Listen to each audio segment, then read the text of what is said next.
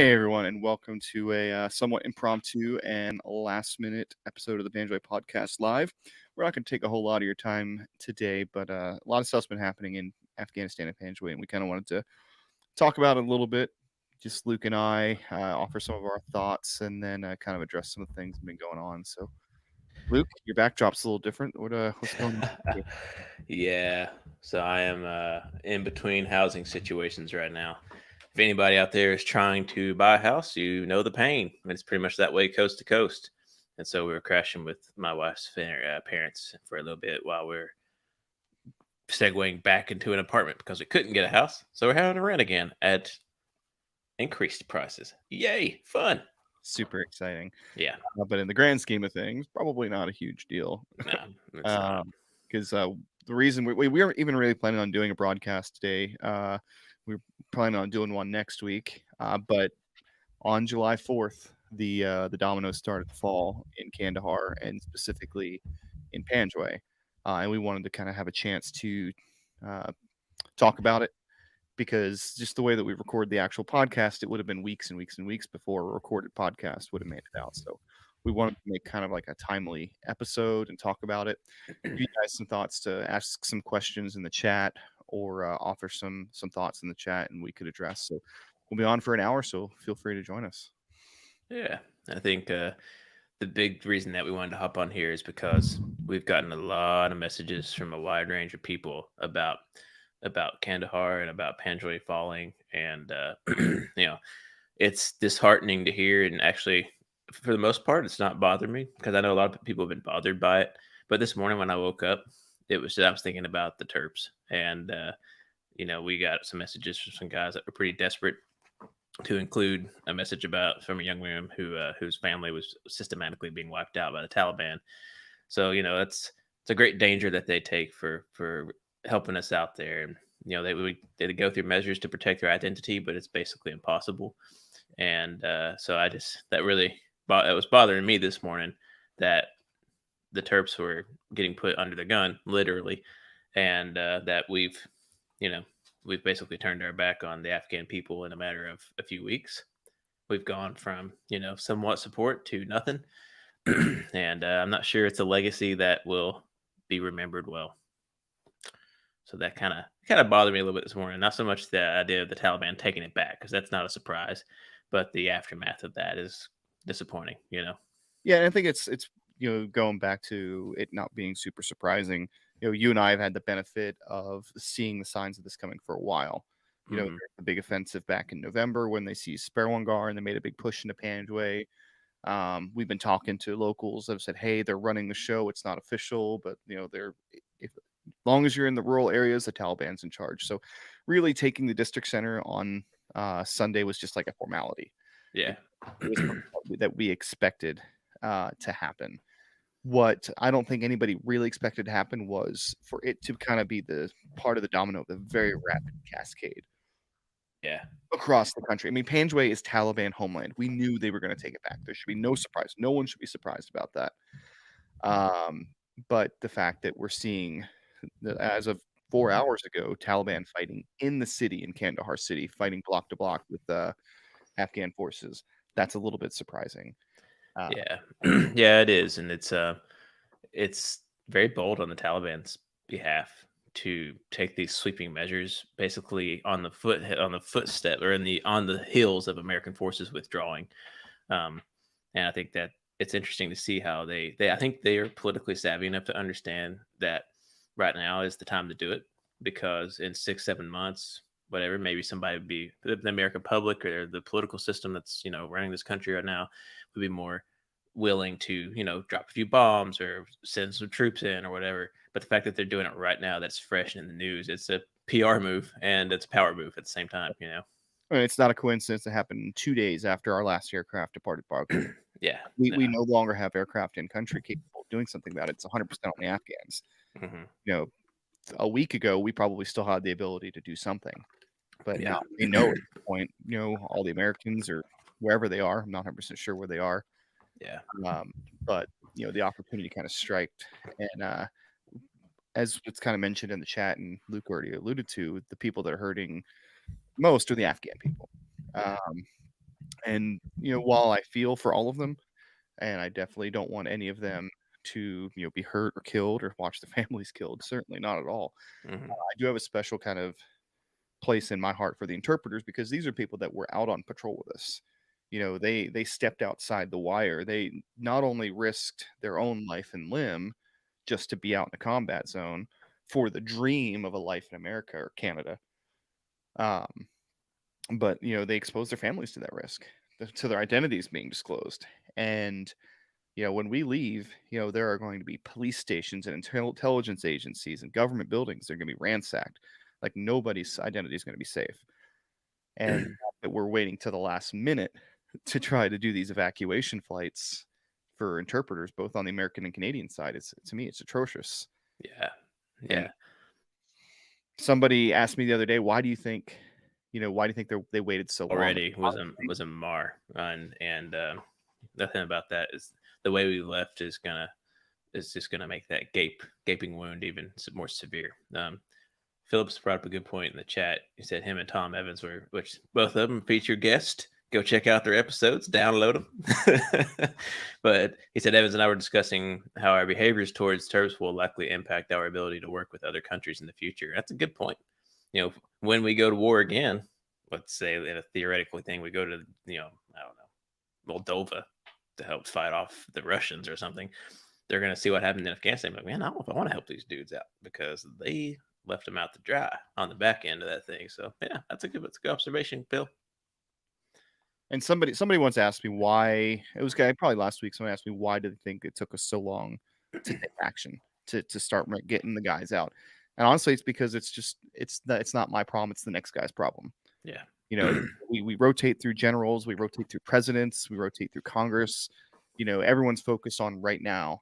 No one's trying to think about, what are we going to do with the interpreters? We'll worry about that later. We'll have time to do that later. And now it's now. Within a matter of weeks, you're talking the Taliban could seize the entire telecommunications network in Afghanistan. If they get all the phones and they get all the communications, it's done. We can't help anybody. Yeah, we have no way to reach out. So the time is now. Yeah, and it's safe to say that Pakistani ISI will be out there helping them hijack those networks, and Sure. it's going to be an extension of their intelligence capacity as well. And I think sorry, I got a little bit of in my throat today. We avoid political conversations on the podcast a lot. We remained apolitical. That's built that way on purpose, just mostly because Curtis and I disagree on some things. We agree on a lot, but we disagree on some others. But also just because it's not the focus of the podcast. But and I think one of the issues that I have with how this is being handled by Biden, and Biden's presidency, there's something good things will come out of it and bad, just like every other presidency. But I don't like the way that the administration has handled this withdrawal, because it's a political pissing contest. Trump was thumping his chest and saying, "Oh, we're going to get them out by the time I'm done." Well, that didn't pan out. And instead of a tactical withdrawal with implementing structural support for the people and continuing, because it's our baby. We created this miasmic shit show that is Afghanistan, and we are the ones who should be held responsible for it.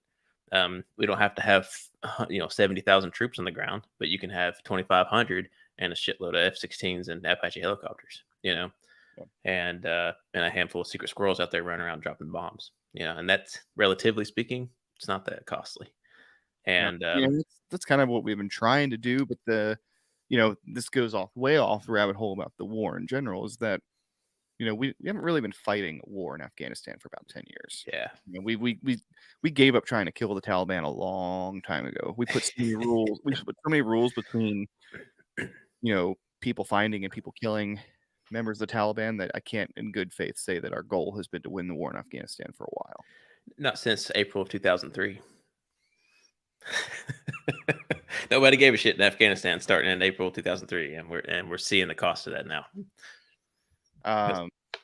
But just for those that are tuning in that haven't really been following the news super closely, and I can't blame you if you aren't. It's fucking depressing. I never watch it, man. We've been reporting low key on the situation on the ground in Afghanistan for a while. Just that the Taliban had been making some inroads into the rural areas ever since last February. And the reason I say last February is that was when the Doha Agreement was signed between the United States, the Taliban, and the Afghan government. And the essence of that agreement was we were going to pledge to be out by May 1st of this year. We didn't. And in return, they were not going to engage American forces in the country, which they did actually abide by, surprisingly. Yeah. The other agreement was they would not seize major population centers and they wouldn't seize district centers. So, Long War Journal, the Afghan government, U.S. government, we consider a district seized if they have seized the district headquarters. Mm-hmm. So you could seize the entire district, own every inch of land, but if you don't take that base, you have not seized the district. So once we started our withdrawal, coming on closer to this, now it's October 31st deadline to be out, and our aircraft and our forces are leaving the country, and our ability to interject and protect these bases is removed. And we've even said we're not going to fight to protect Afghan bases. We told them that. Well, of course, now they're taking the district centers. Now they're taking major population centers. Now they're fighting in the streets of Kandahar. So while it seems very sudden, this cascade of all these districts falling, those districts fell months ago. Yeah. The only thing that's falling in those districts is the district headquarters building that kind of seals the deal. And Panjway fell for us the morning of July 4th. For them, it was over the night between the 4th and the 5th in Afghanistan. Yeah. Yeah. I mean, and that's just kind of the de facto political game that's pull and tug between the Taliban and the Afghan government all the time. If you hope, and for folks who weren't in Afghanistan, or in Panjway, I can't speak at Afghanistan at large, but the district center is essentially it's nothing. It's like the size of a football field. And so if you're holding a district center, you're not holding anything other than a piece of ground with some Hesco barriers and walls around it. So it's a political gesture, so you can wave your flag above that and claim the area as yours. They're almost like frontier forts in the American West in like the 19th century. You had these little forts scattered along main routes, and it was like, yeah, we own this territory now, but not really, man. You venture out there over the hill, and it's a different story, and it's kind of a similar parallel, minus the onslaught of the Native Americans. But yeah. We didn't do the Taliban like we did the indigenous folks here. But I mean, the conversation that follows all of this is, well, it was a waste of time, right? It was a waste of lives. It was a waste of money. It was a waste of effort, Mm-hmm.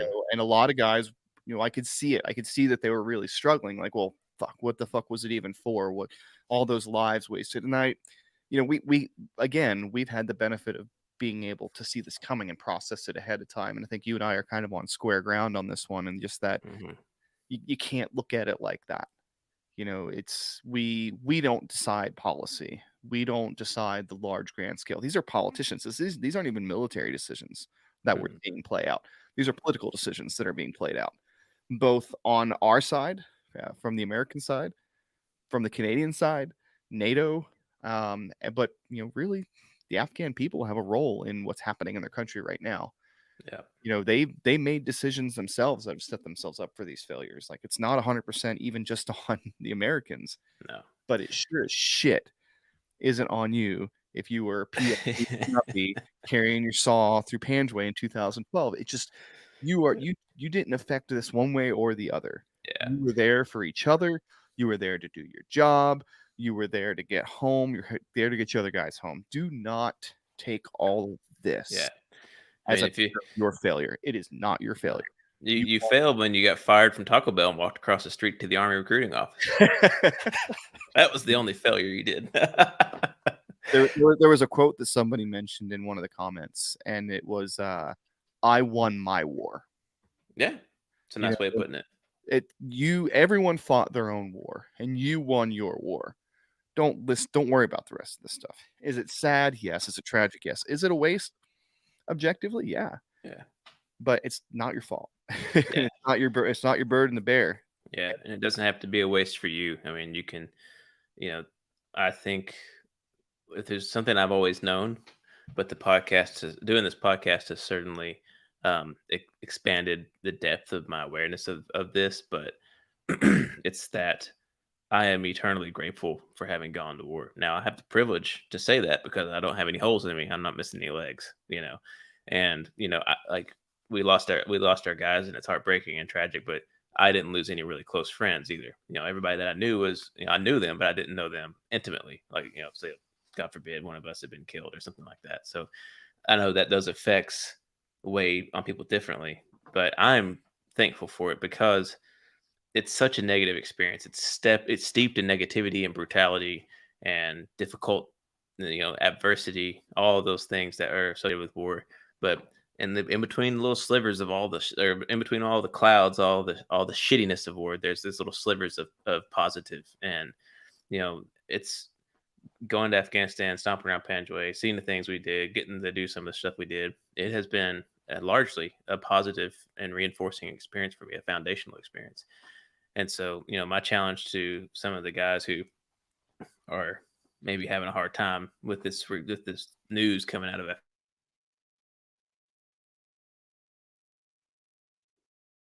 responsibility, and to start finding the positive in that experience, because it's there. You just got to dig down and find it. Yeah.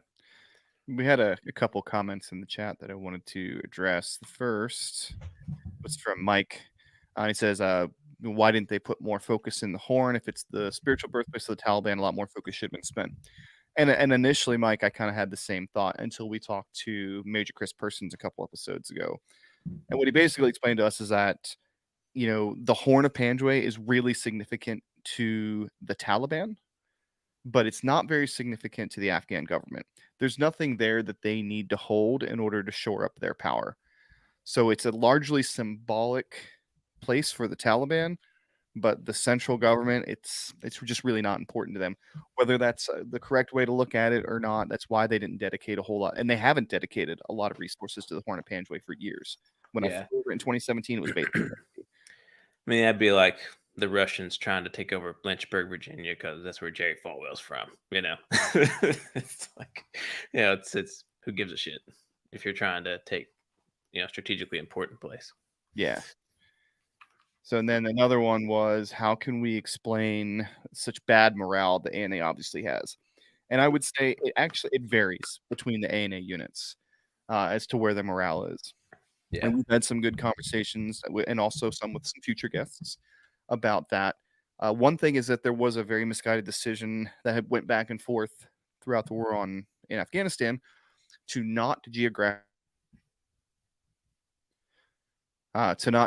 align units. So the units that were serving in Panjway weren't from Panjway or even from Kandahar. They'd be from the north, like Mazar-e-Sharif, or they would be ethnic Uzbeks instead of ethnic Pashto. And what and the mistake there was that these people weren't exactly motivated to fight for that area because they're not from that area. They have nothing invested. And in contrast, when I worked with the Coast Provincial Force and Coast, they were extremely well trained, extremely well funded, so that helps as well. But they were from there. They had a vested interest in defending their own territory, and they trained and they took it very seriously, and they were really good fighters.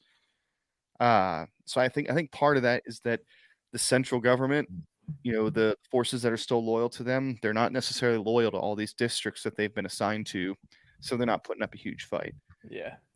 Yeah. And, the analogy that we made in the podcast when we had this conversation was, the stretch that you have to take in the terms of imagination would be like if Latvia got invaded and a guy from a ranch in California got sent there to Latvia because because they look alike, essentially, or not even that. The guy from California gets sent to Latvia to fight off, the Swedish. It is. And culturally, it's not really a stretch to say it that way. It's really not. Culturally speaking, there's that much difference between those areas. So the motivation for our California boy to go to Latvia and duke it out is not really there because he doesn't care. He has no stakes in that game. It's not his neighborhood. It's not his people. And it's not. There's no shared national culture like there is here in the U.S. and like in Canada and a lot of the West. Really, you don't have that national identity people don't salute the flag. People, here you go coast to coast, 3,000 miles away, you're still going to see a sense of Americanism, and that's just a unique thing to this country. But that it's non-existent in Afghanistan. Yeah, I mean, and you also, I wouldn't be too hard on the ANA. They're playing a hand that they're dealt. The Yeah. central government is giving them supplies. They're not giving them ammunition, not giving them food. They're not giving them water. They can only be expected to fight for so long. Some of them are fighting to the death, and there's certainly honor and distinction in that. And some of them are saying, "Hey, why am I going to fight to the death for a government that can't even afford to evac me or send me extra ammo?" Yeah. That's why I've seen a lot of these bases that are being defeated without a shot. Yeah. Yeah, I mean they've been cut off essentially. And it's even if they wanted to fight, the infrastructure is not really there anymore for them to fight. Since we left, and since their government, has kind of left them out to dry as well. So it's if our guy from California goes to Latvia, he's not going with the F-16 overhead and a full combat load. He's going with a pump action 870 and whatever he can get in his jeans pockets. Really weird analogy. But my analogy's going off the rails here. really latched onto it. Why are we invading Latvia with California surfer boys? I don't know, man. I don't know. I haven't thought through it that much, obviously. Colt had he said it's pretty significant that they're finally taking the Argandab, and you're right, it is. They've been on the cusp, as I'm sure everyone wouldn't be surprised to know. The Taliban's always been there, but the fact that they're emboldened to finally start taking these bases and taking these district centers in the Argandab Valley. So you're talking Maiwan, Zari, Argandab, Panjway, all of these districts. It means that they're emboldened and they're ready to push on Kandahar. Is my takeaway, is that we're looking at the beginning of the formation of forces that are going to overrun Kandahar probably in the next month or so. Yeah, and it's definitely coming. It's going to happen, and it'll be, what's really interesting is what's going to be the future of Afghanistan. Obviously it'll be under Taliban rule again.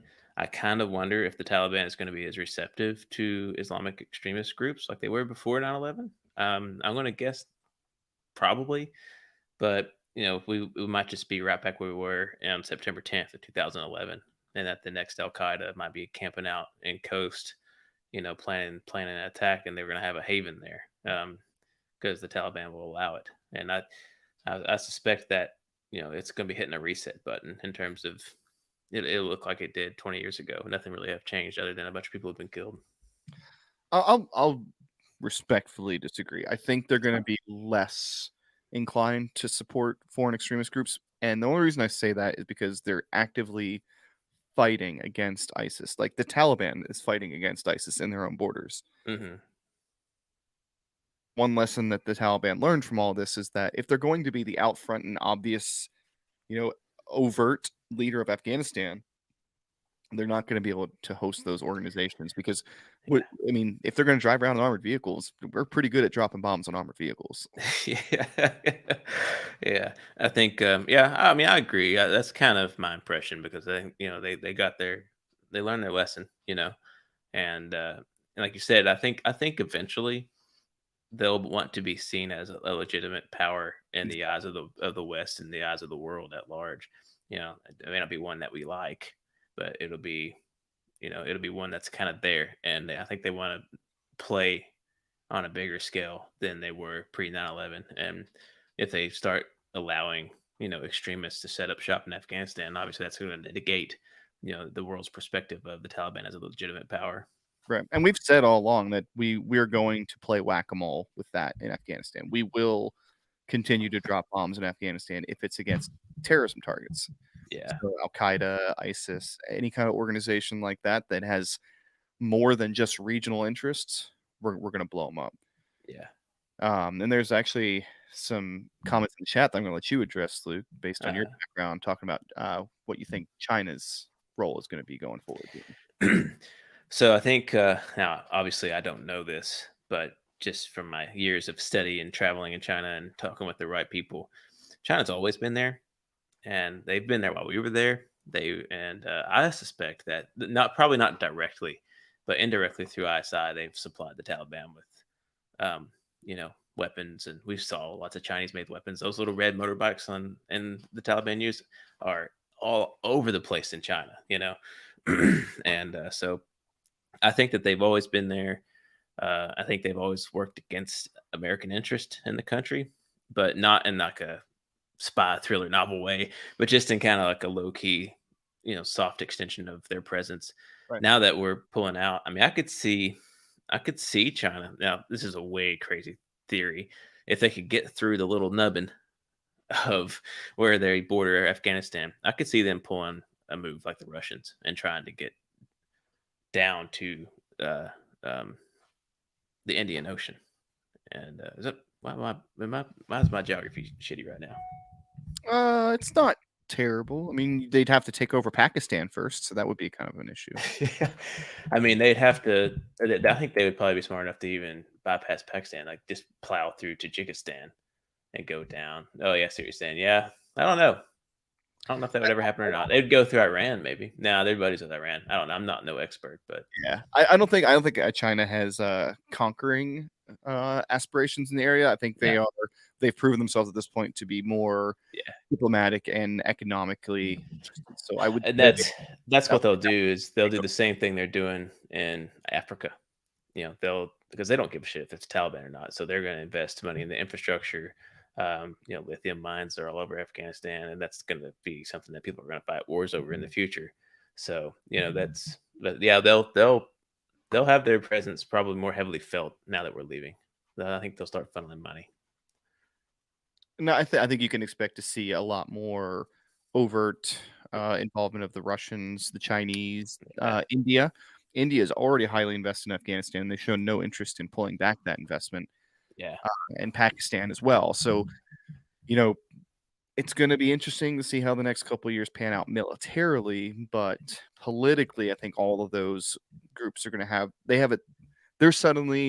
They've been poking the bear for 10 years trying to get the result that's happening now. yeah, I could see them being like, "Hey guys, let's stop fighting so we can make some money." yeah, Uh, yeah, yeah. I could definitely see that happening, man. Who knows? I do think that it's safe to say that unlike Vietnam, unlike Korea, in our lifetimes, we're not going to be going back to Afghanistan and touring Spare One Gar with our grandchildren. I would say, I would yeah, I would say you're right. I think it's pretty unlikely that we're going to have that opportunity. Um, but hey, you know, You never who know. would have thought we would have been at war for 20 years to begin with? I mean, Yeah. Yeah, who would have ever anticipated that? And a lot can happen. And I mean, the Taliban theoretically are relatively new, you know, yeah, 1994, 1993, they took over the 94. country. Yeah, and 94. they only got a short 7 years. I mean, Yeah. they Very, they've been insurgents more than they've been the guys in charge. So, yeah. and the guys that were in charge in 1994 are pretty much all dead now. Yeah. It's Yeah. not even really the same organization. They're gonna have to reprove themselves as a governing body. Uh, Yeah. and I don't know. I Who don't know. knows what I don't that know what. looks like? Yeah, really I mean, don't. I don't. I'd be shocked if it is as extreme. I mean, obviously they'll be subjected to Sharia law and all that stuff, but I doubt it will be as extreme as it was before. It'll be as brutal, Yeah, but that brutality will be thinly veiled for the world stage. I mean Um, they've proven that. I mean there was a video 2 days ago. The mhm. Taliban videoed them executing 10 surrendering A&A. Iranian soldiers. Just they were surrendering. I mean, and in the past they've been allowing them to surrender. So these guys probably were surrendering under the notion that hey, they let us go. They let our buddies go last week from this other base. We're good to go. And they're like, not today. We got the cameras rolling. Yeah, yeah, yeah. They'll be just. I mean, they'll be brutal. They'll just try to hide it, but they won't be as good at hiding it as say China. No, yeah. Yeah. So I don't know. I mean, it would be interesting to theoretically go back. But if you look at Kabul in the 50s and the 60s, before the Russians invaded, Very progressive. Kabul was a pretty interesting place, very progressive place. Women were going to college and working and wearing jeans, and that's that would have been when my grandparents would have been in college too. So maybe one day when my great grandkids or great grandkids are college age, maybe Afghanistan will be a place you can go back to. But I'm not going to get my hopes up. Yeah. I mean, hey, and if it does, I mean, it's a beautiful country. They have a lot of history. There's a lot of really cool things to see there. Yeah. Um, it really could be a wonderful place to visit if they can sort some Uh, things out. But one of the unfortunately, guys. Oh, what's up? no, go ahead. I was just saying. Burl had a neighbor who backpacked through Afghanistan in the I'll get to '60s. that. Yeah, he was talking about how he just showed up and started humping gear, just walking around. And he spent like a month just walking through Afghanistan. And that to me, that was mind boggling, but it makes sense. Yeah, I mean, people still do it. I mean, all through the war on terror, how many times do people get captured on the border with Iran and Afghanistan, or Iran and Iraq, or in the Yeah. Afghanistan-Pakistan border? You know, like, hey, I want to go hiking through some of these mountains. It's like, they're really pretty, but you can get the same effect in Colorado, I promise you. Uh, Yeah, and a lot more enjoyable. yeah, much more enjoyable. You go back down for a slushy, and Yeah. yeah, Get you a craft beer. yeah. So for the future of Panjway, which is obviously this is the Panjway podcast. That's true. For Um, now. for Teaser. now, yeah. um, I don't know. What do you see moving forward for the people of Panjway? I mean, is this their future? Is the present their future? Think so. Yeah. I think that they'll be living under the iron rule of the Taliban. Um, the thing that consistently breaks my heart, I've said this basically from the first podcast, and it's come up a lot, but the girls, man, like the girls of Panjway, and you'd see these beautiful young girls, and you know, no matter how what all the horrendous things that they were subjected to, and that they saw, and that they everything else is all more or less for moot because their life is not improved now. Their life will be back to what it was, and they're doomed to a life of indentured servitude. You know, not even indentured because there's no outcome. It's I would even this might be a controversial thing to say, but I would even say a life of slavery essentially. Um, and that's the people of Panjway. That's their future. Yeah, I really do. And I have to agree because I don't think anyone's going to be motivated to retake Panjway Yeah, anytime in the near future. no, Even if the government gets their shit together and they reconsolidate in Kabul and they're like, "Hey, we're going to retake our country back," Panjway is going to be the last place that they go. It's yeah, just there's nothing strategic for them. There's no production there. The population is heavily, heavily against them. hmm, And it's probably the last place that they would, maybe then some of the places in the Kunar would be the last places that they would try to take back. I don't think you're going to see anybody fighting for Panjway's freedom anytime soon. no. And the government's gonna be plenty busy defending Kabul. If they eventually they'll lose Kandahar, so if they did do something, they're gonna go after the city. They're not gonna give a crap about Panjway. And speaking of Kandahar City, I mean, I think we're looking at the fall of that within the next month or two. Yeah, yeah, Um, definitely. and I mean, they've pushed into the city before, so I'm not going to read too much into the fact that they're in there right now. It's all kind of depends on whether they can push them back or whether they try to push. If they take the air, yeah, if they take the airfield, it's over. But Kandahar, this is ethnic Pashtun land. Like there's no way the Afghan government is going to waste too much of their resources trying to hold this area. Yeah, yeah, They're going to reconsolidate in Kabul and then try to put up a fight there. And I'm not even sure how well they're going to be able to do that. yeah. Who knows? And I mean, it's interesting to see how quickly they've crumbled. It's showed very very blatantly how much they depended on us. Even when they were at their best, they still depended on us so much that it's I don't see them able to stand their ground. I don't think that's going to happen. When the issue is logistics, and this is, I know, can't bullets don't fly without supply.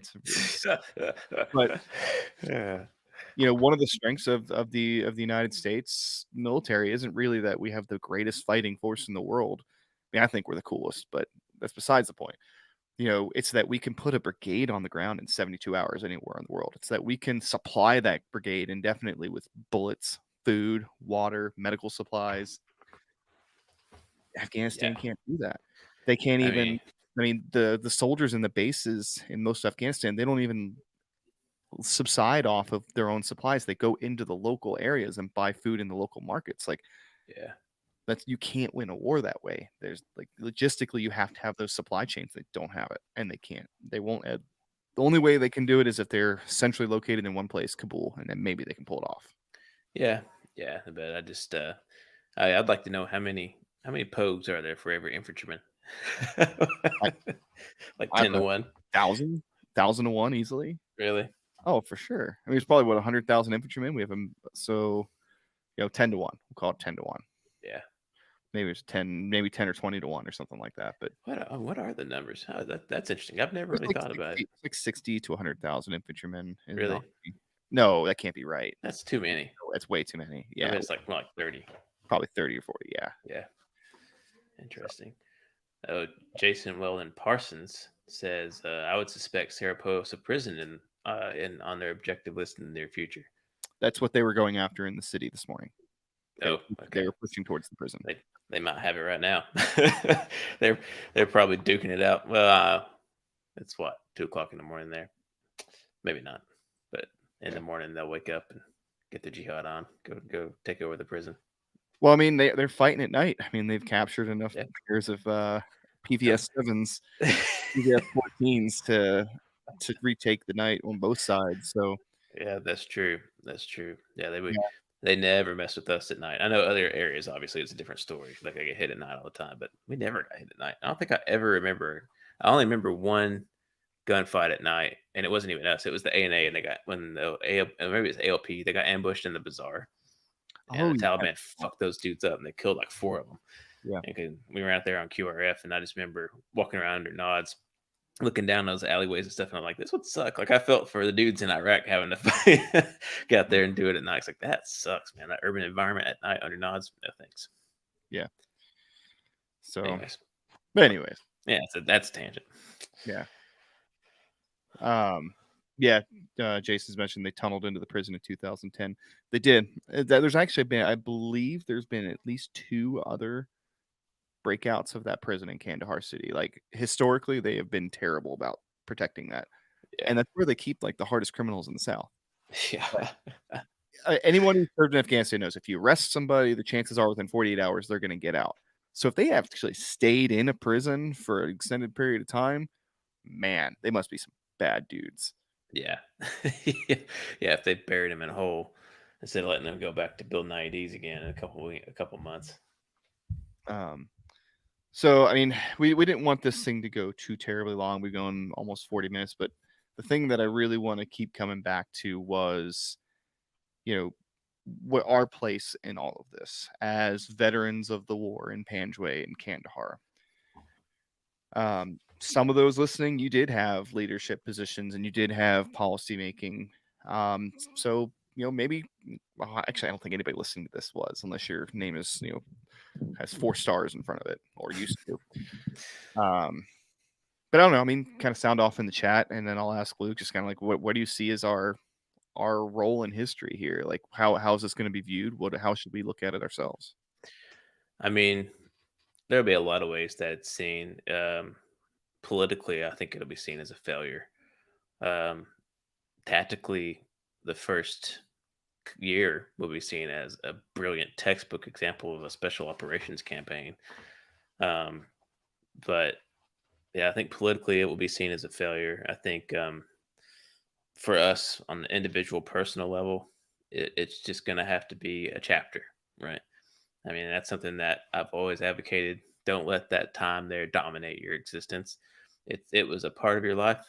That 9 to 12 to 15 months you spent in Panjway, it was a part of your life. It's not the only thing that's going on in your life. And so realize that, close the book on that chapter.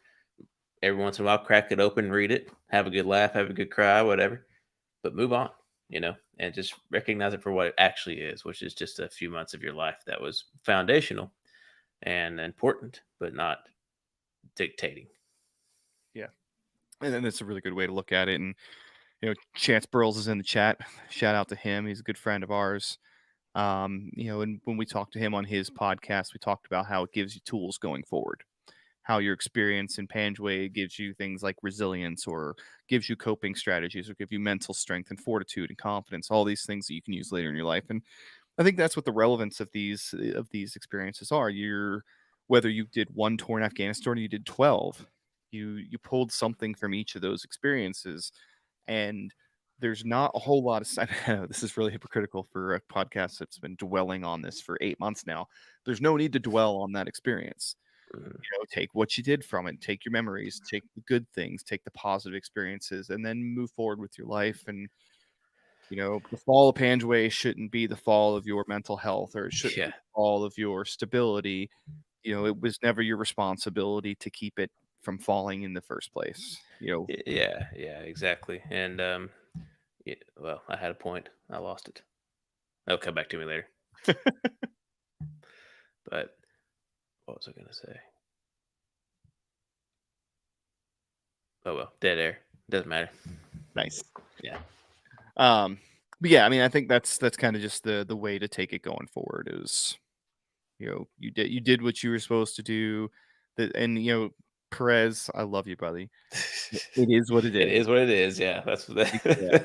I should have been helping live stream and just said, "It is what it is." See you later. Yep. Yeah.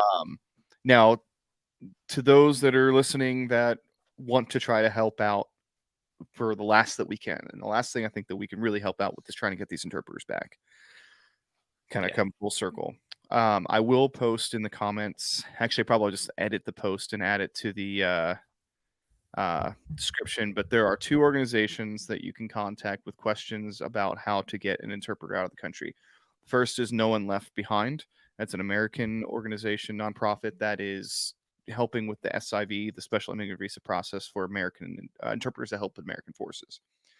I do not know exactly what the plan is for forces being evacuated out of the country by the United States government. I'm not in the government. I don't have any of this information. I just know that it is going to be happening. I don't know if you have to be in the SIV process. I don't know if you have to just prove that you were once an interpreter, and if they're going to sort it out later down the road. I don't know. What I do know is that the best chance that you have for being picked up or finding your way on one of those flights is to start that process. Someone needs to be tracking your name.